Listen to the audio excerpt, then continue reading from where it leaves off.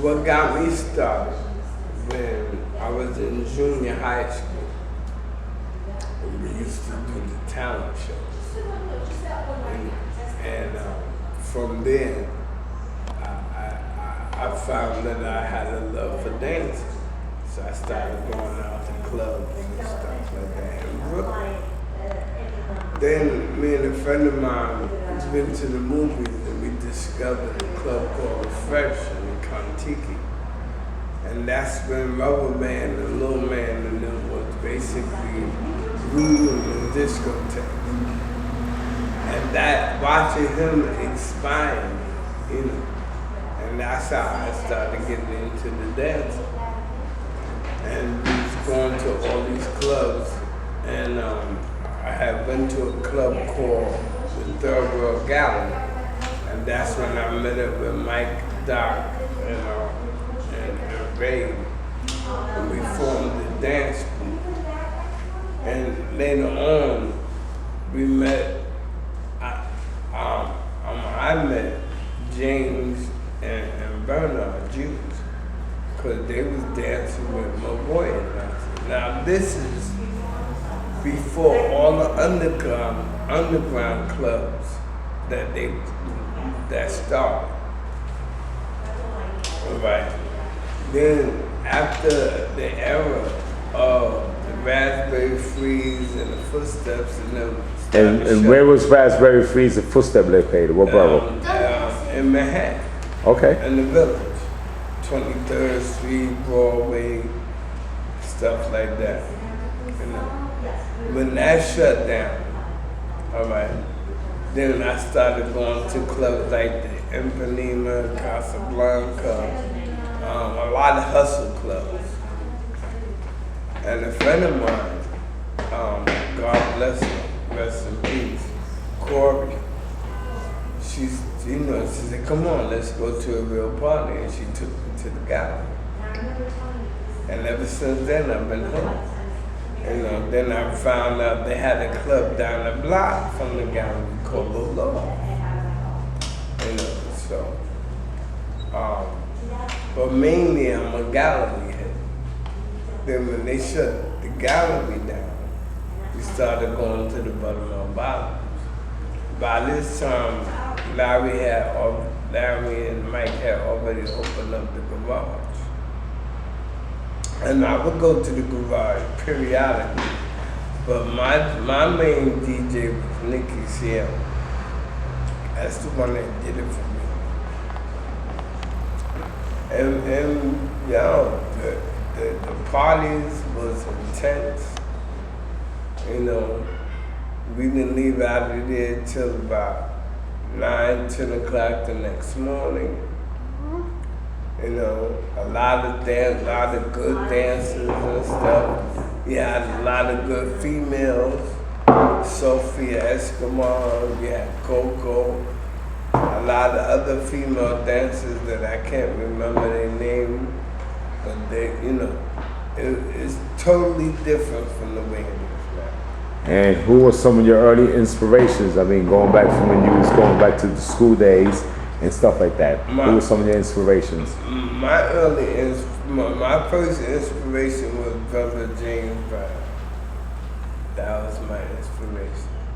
Because the first time I seen James Brown was he had did a show at Yankee Stadium, and he came out of a helicopter. And when he came out of the helicopter, he started sliding across the wall. I said, look at this dude here. You know? Then other guys that inspired me was Mike, James, Juice, Coco. Alright. You had Rubber Band and Lil Man. You had a guy, God bless him. His name was Floyd. One of the baddest hustle dancers in New York City. And was Floyd originally from the Bronx or Brooklyn? Yeah, Floyd was from the Bronx. Okay. And his partner was an ex-girlfriend of mine named Pat. And they used to dance together. Then you had another hustle team that came up behind them. Named Brenda and Joseph. Remember? I remember Brenda from the gallery. Definitely, definitely. Tall Brenda. Yes. Yeah. They was the next best thing. They hit the club with that, Excuse me. And give me some insight on now, we've moved along the era. Now they got it labeled house and so forth. You got, DJs coming out of everywhere. Well, for me, all right. Back when I started, we used to call it rock dance, But we had the Apple Jacks, the marshmallows, the baggy pants, And when we danced, we used to tell a story with the dancing. All right. Then, that was basically up until like 75, 76. All right, then it turned it from rock dancing, all right, into club dancing. But you had another segment of that, all right, which is called break dancing, which is an extension of the rock dancing, all right. Only difference is the break dancing, you spin on your neck and you spin on your heels and stuff like that, But rock dancing was more confined. All right. Then we was doing that at the gallery, the bottom, the garage. I remember seeing you up in the garage doing your thing. Your thing. Okay. And when James, Coco, and Juice would dance, it looked like Circus Soleil. For real. I mean, some real magical stuff was going on. And they like now. And I'm not knocking what they're doing now. But they don't have a clue of how it used to really be. You go up in there and drink a couple of cups of that punch. It's Zoom all through the night. Okay. You know what I mean? But it was all good, man. Dancing and everything. And for me,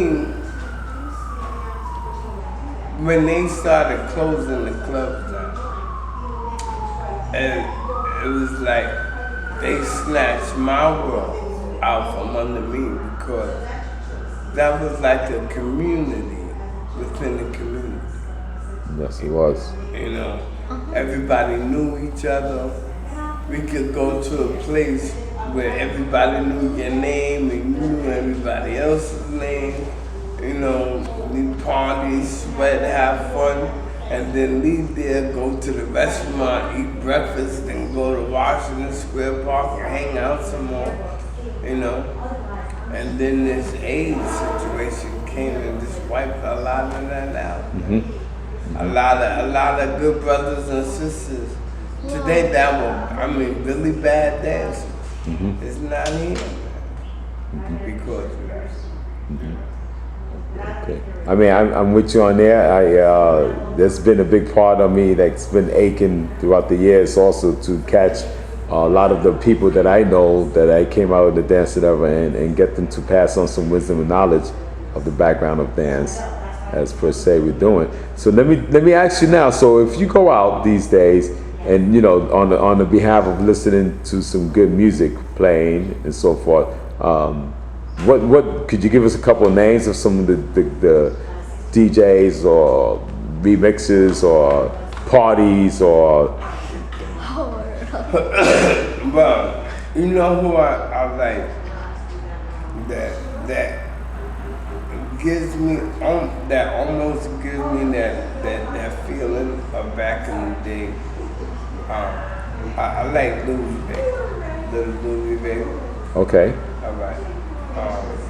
Another brother from the Bronx originally.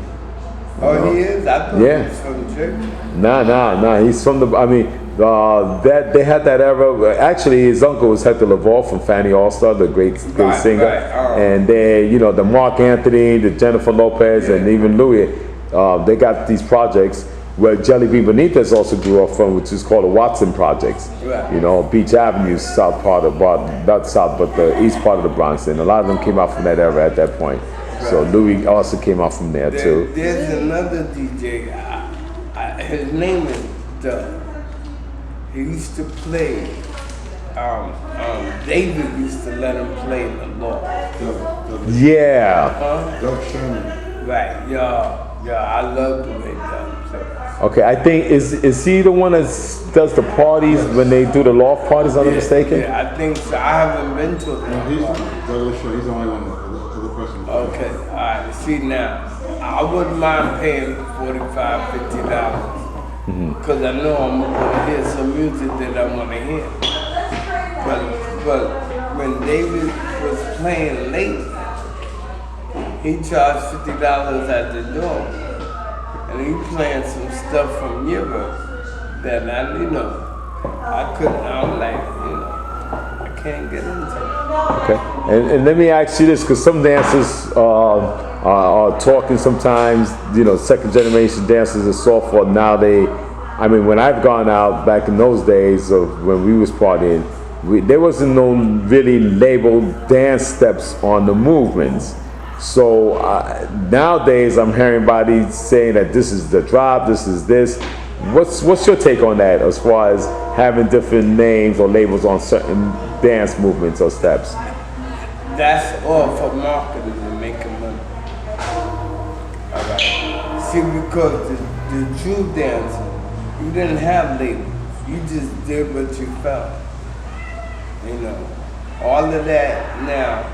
All right, they trying to take that and market it and sell it overseas,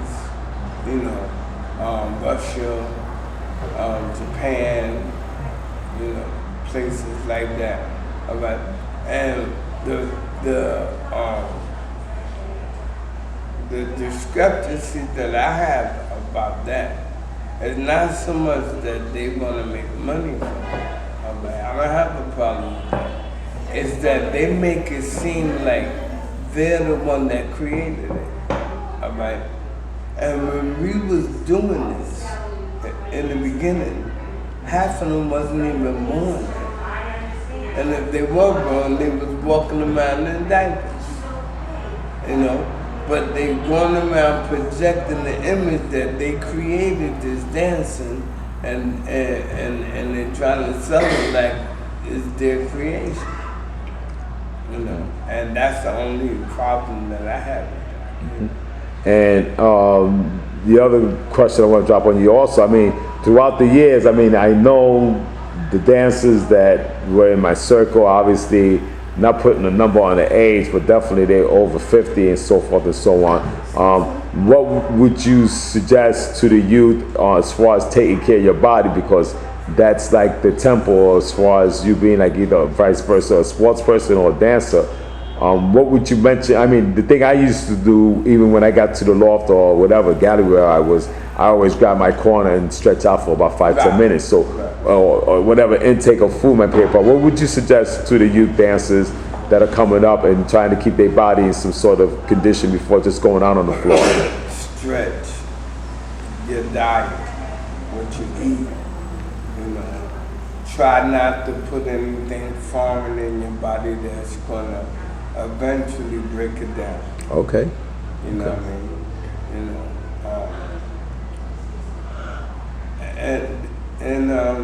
And just keep working out. Look, my man Mike. I don't want to give away his age, but he's older than me. But he danced better than some of these young cats. Okay. And fast too. Okay. And he works out. He Mm-hmm. eats good diet and everything. And his spirit is right. He goes and worship the Creator. Amen to that. Keep his spirituality in check. All of that plays a part. Okay. And I mean, nowadays, how do you feel as far as so much music coming from so many areas? And I mean, you know, you turn around, even back in our days, we was trying to keep up with stuff. You know, you had vinyl records or, you know, downstairs records, certain shops that you can buy these vinyl back there. But now everything's is laid out on the track.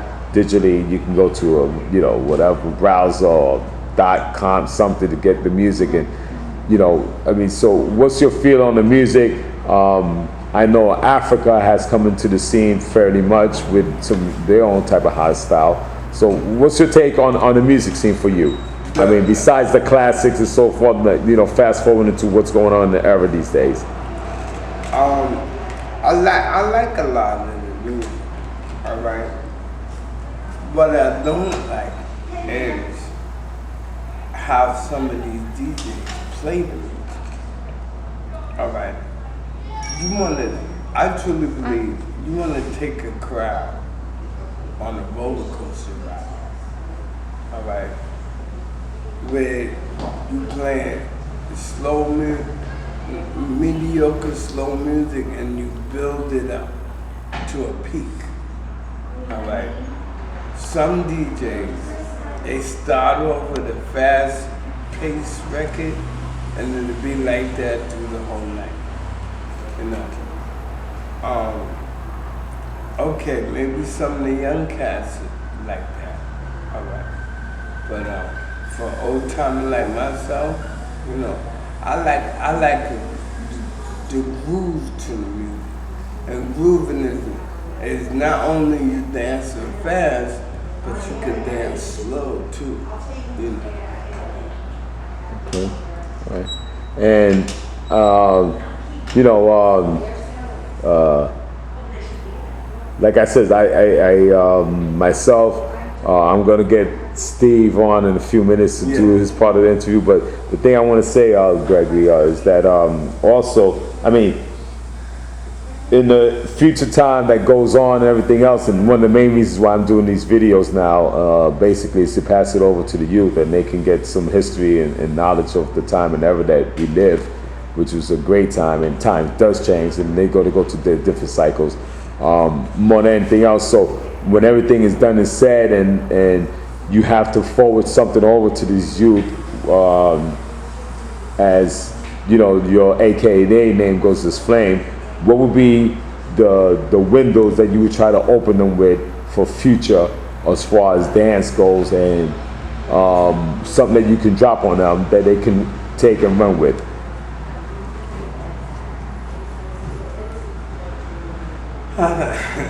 That's how, you know, I don't know.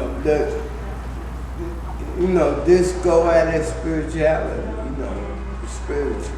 Okay. Let your spirit lead, you know.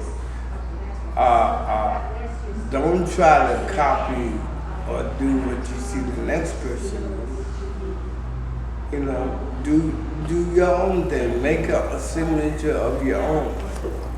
All right, like Juice had a signature where he could bounce from place to place and be riding beat. All right.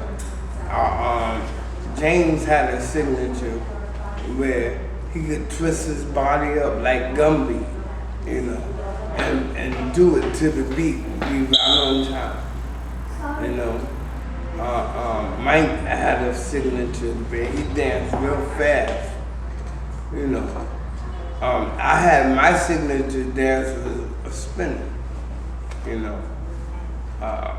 Coco had a signature, you know, where you ever see the drunken style? Yeah, the martial art guy. Yeah. Martial arts. Yeah. That's how Coco do. Okay. But she never lose her balance. You know, and she did it with such precise. You know. Yeah. Hello. Yes. Yes. No, not yet. She didn't get here yet. She get here about 3. This happens on a quick interview. Sometimes you get that call, it's of importance, you got to pick it up. So we're on an interview break right now while Brother Flame's on a holler that he's got to take care of some business. And then in the meanwhile, well, all right. then we should continue with the interview again shortly. And All right. we're going to be taking it on again. And Flame's coming back in from his rush call he had to manage. And going back to keeping your individuality and spirituality. Okay, so Flame. You know, I just want to tell you, you know, I'm in from Europe basically, and I knocked on your door. We got Steve down here also. Yeah. Just so I can. This is actually going to be a second episode going into YouTube, and I hope that the people that are into the underground club dancing scene will follow up on this, and you know, whatever y'all can contribute to it, we always would appreciate it. I just want to say, brother, I met you at the gallery. Still remember the record that we burned up on the floor, and while I was on my way coming in from Europe, I was wondering the name Flame. Where does the name Flame got tagged on to you, man? The name Flame came from graffiti back in the days. You know, we used to be in groups and gangs. You know, that happened to be a vanguard. And sometimes we play hooky, and we spray paint the subways and magic marker the buses and stuff like that. And that's where the name came in, right? Then it followed me throughout dancing because I got into doing show business with the city steppers. You know, we did the Joe Franklin show. We did the Jackson. We opened up the Jackson 5 concert in Mount Vernon Stadium in '75. We did the amateur night at the Apollo back in '76. You know, and we was putting it out there. All right, the only difference between now and then is that they got video cameras now. We didn't have that. All right, and David wasn't allowing video cameras and cameras into. If you did get it, you had to sneak it in there because there was so much stuff going on in the club that you know. But no, yeah. Okay. Yeah, I mean, it was, now that you mention that, I was imagining, okay, Flame might have came from when he, you know, he's turning out the floor so much, he's putting the heat on the floor and he's flaming up the dancers and stuff like that. So that was my little concept on it. But it was at the gallery, my first take on you, and we after we turned out the trams, dance. We embrace each other. Yeah, we embrace each other, and then you know, I mean, I'm proud here to say too. Also, I got approached with you when you was coming about trying to put the City Steppers together too. Yeah. So you know, it's a blessing to be here, spend the time with you, Gregory Flame, and dancing is always a way to set yourself free. My way of totally setting myself free while I've been living and my heart is pumping is always through dance. And the people that inspire me, and you have been one of them, my brother. Right. You know? With that, I'm going to conclude and then get over here to Steve in a minute and then take a little breather, okay? Yeah. So, good afternoon. I got, presently, we reconnected on Facebook. We hung out in the same circles. And Steve, is it okay if I can call you Steve then? Okay, I'm gonna bring Steve here now because he's another law person, dancer, been around the scene for quite a few years, and I'm gonna just go basic first and find out what part of New York City he was originally born and raised at, man. So what part of New York borough you comes from originally, man, Steve? Okay, I guess I could say I started out in Brooklyn, but growing up was definitely Queens, Jamaica, Queens. Okay. For the hangout days, I was commuting from Long Island. Okay. Okay, and let's get back music-wise, inspiration, dance. Before you go to the dance, the more so the music inspiration. What kind of inspiration you got for music at home before you got to the clubs? Well, I always kept up with the music, and my mother, she was hip to the Motown, and she bought the records. So me and my brother got into it. I could say a real start was when the Jackson 5 came out.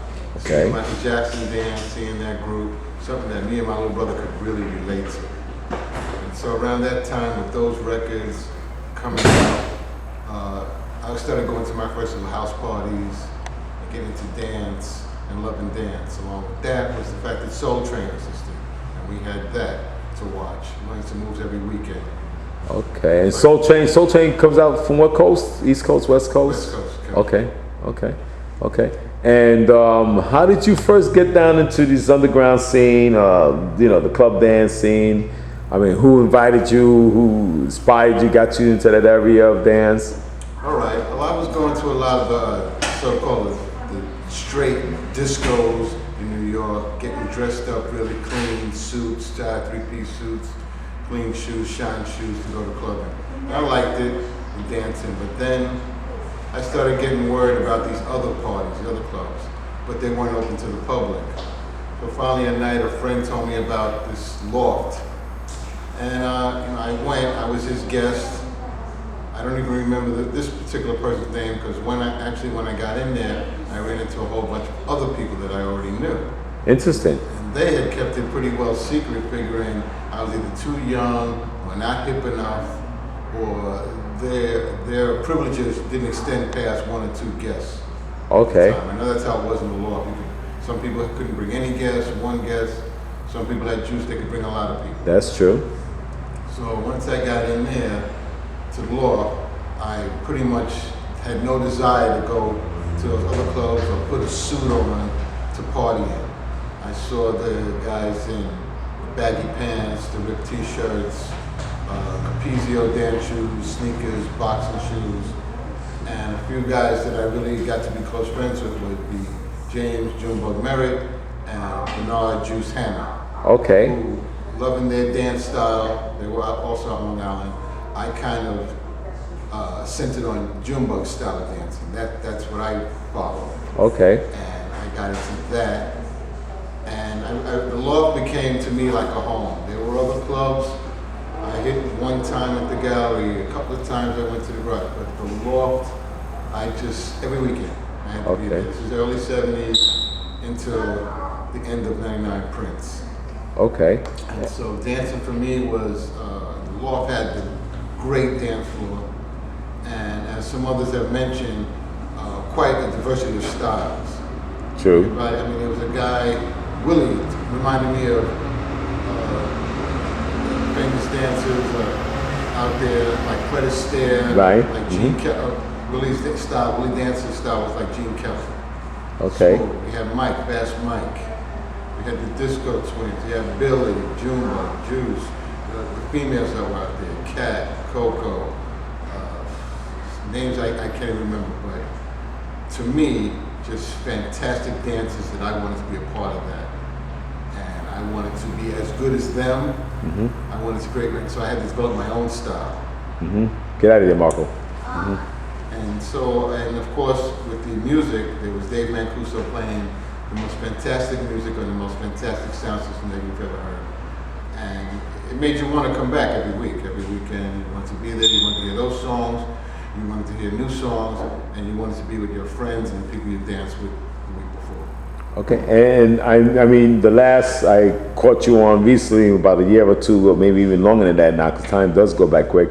What inspired you to do these LOFT sessions and bring back a lot of, people that you've been around for several years and I guess, I mean, furthermore than anything else, pass on some history. What led you to bringing this session thing together yourself or whoever else?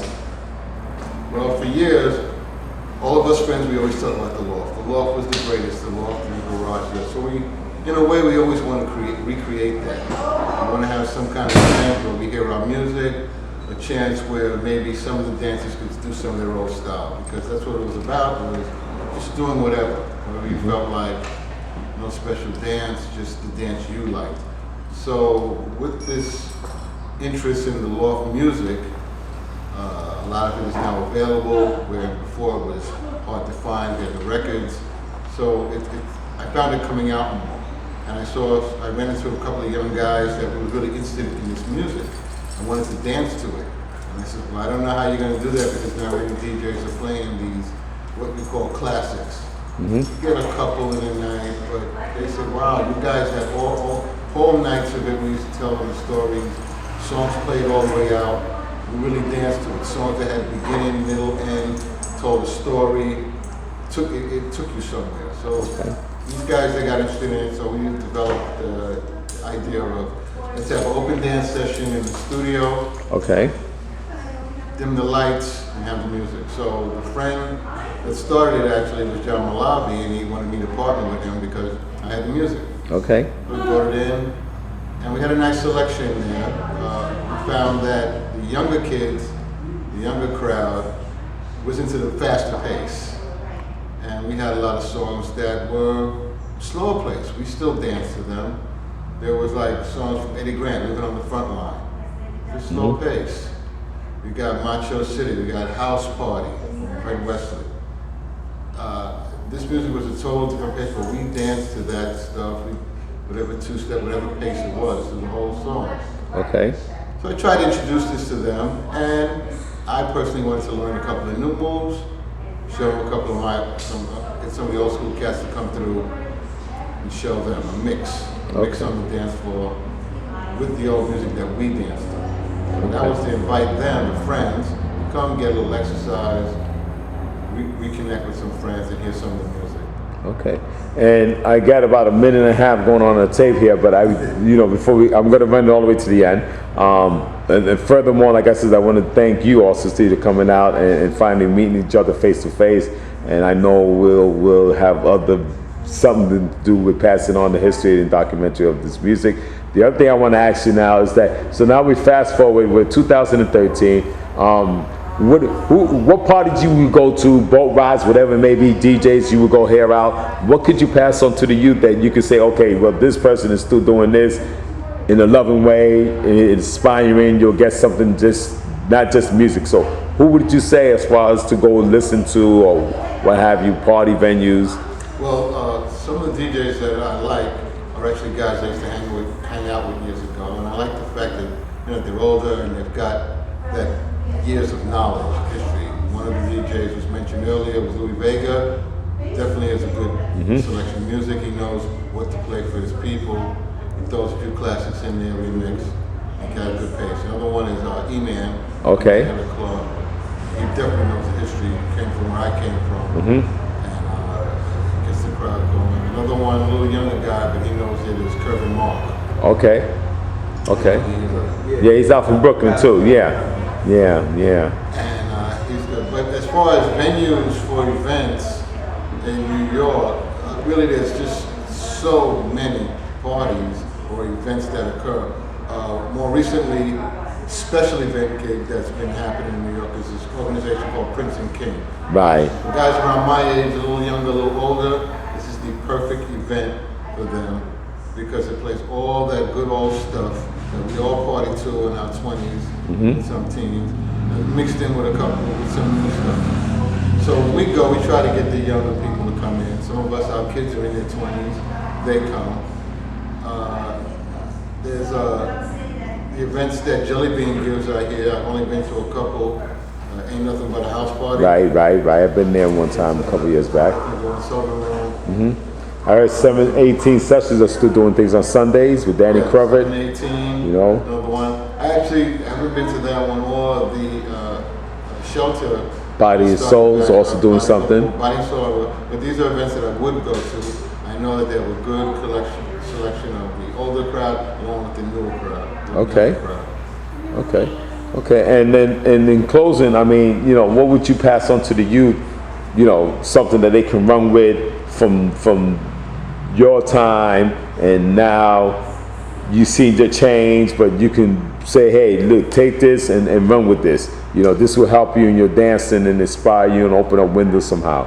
Well, what I noticed on the dance floor is a lot of the ones that are the dancers that are so-called good. They really like, it's a lot of showing off, a lot of the circles or competition. I would say now is chill a little bit on that and start dancing with each other. I don't see that. I mean, I would tell the ladies, don't be scared of the guys, and guys, don't stop pushing up on the ladies, because that's how we met. That's what brought me in there, and really that is what dancing is. It's dancing with each other, trying to develop styles within couples, and also along with that was the meeting of each other, meeting people. People come with their friends. Tell them how we used to do the same thing in three-piece suits and platform shoes. Dancing doesn't require, for me, a special outfit. You can alter your style. Like I was saying, you see a lot of people, the same thing every week, same thing.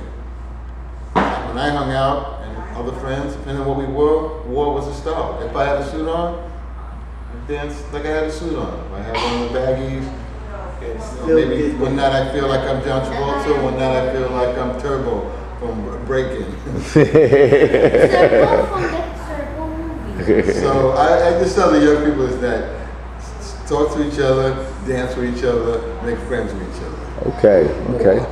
Okay, all right. Listen, with that, this will be up on YouTube. You know, like I said, I really want to give a lot of blessings and thanks to Brother Steve, and I'm going to speak over here to Brother Flame, and then also my little man in joining me. He's running out on us. But thank you guys for the time spent and, you know, throughout the years of sharing a lot of love on the dance floor, man. That's what it's all about. Okay, with that, I'm coming out to a close. Okay, Steve. Thank you again, Steve.